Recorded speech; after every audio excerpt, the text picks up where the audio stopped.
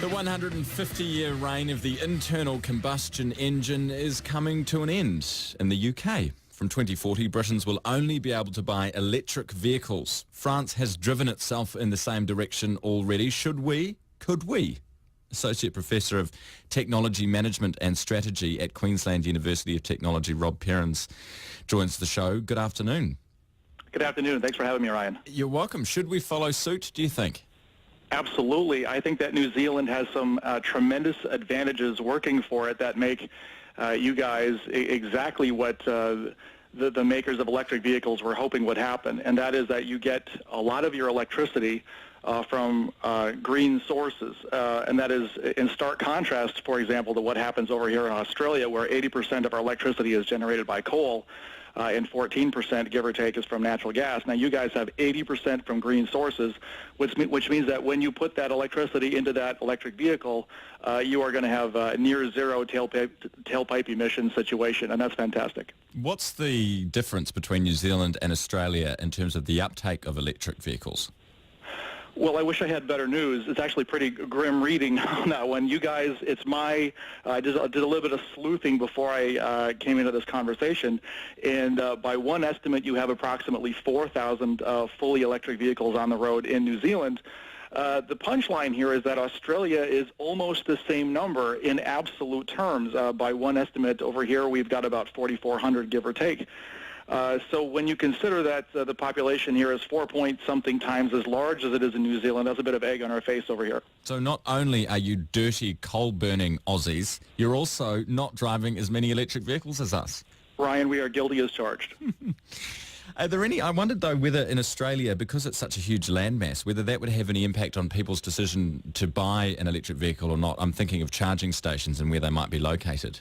That is absolutely an important part of the calculation when people are figuring out what to do on this one. In fact, I think it's one of the daunting things that they're being faced with that has contributed to a decline in the number of electric vehicles that are being sold in Australia. We actually, while on a global basis we saw an increase in EV sales between 2015 and 2016. Globally, we saw these numbers go up 40% around the world. In Australia, in that same time, they went down 23%. And that how far can I drive before I get to a next charging station, that figured prominently in that.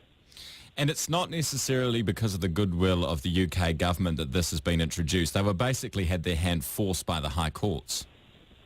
Well, I'm certainly not really a reigning authority on the legal dimensions of this. I'm more of a propeller head engineer guy, so I couldn't comment with authority on that.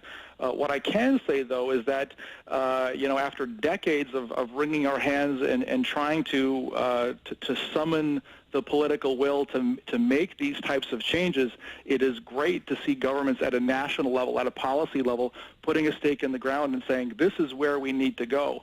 I think that we had the Rio Summit in 1992 where the countries of the world held hands and sang Kumbaya and said, well, we really ought to be changing how we do energy and how we kind of look at vehicular transport. And we had the best of intentions for a few decades, but a whole lot of nothing happened. And now we're finally seeing several governments saying, you know what, it's the right thing to do. Let's make this happen. Are gas companies in trouble?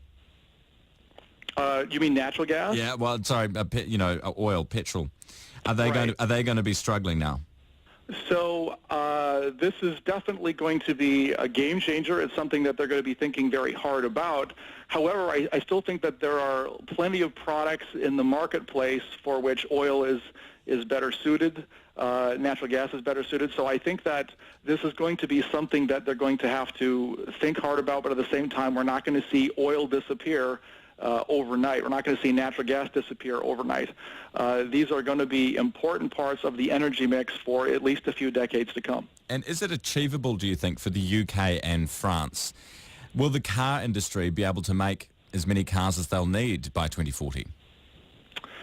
So I'm probably less able to speak, again, with authority on the manufacturing capacity of these things.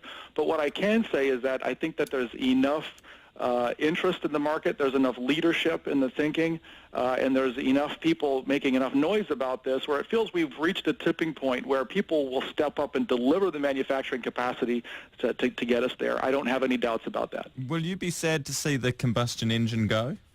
the internal combustion Well, I'd engine? personally be sad to see it go. No, I think that's an inevitable reality. I think that's got to be what happens next in our energy journey and our energy story as human civilization.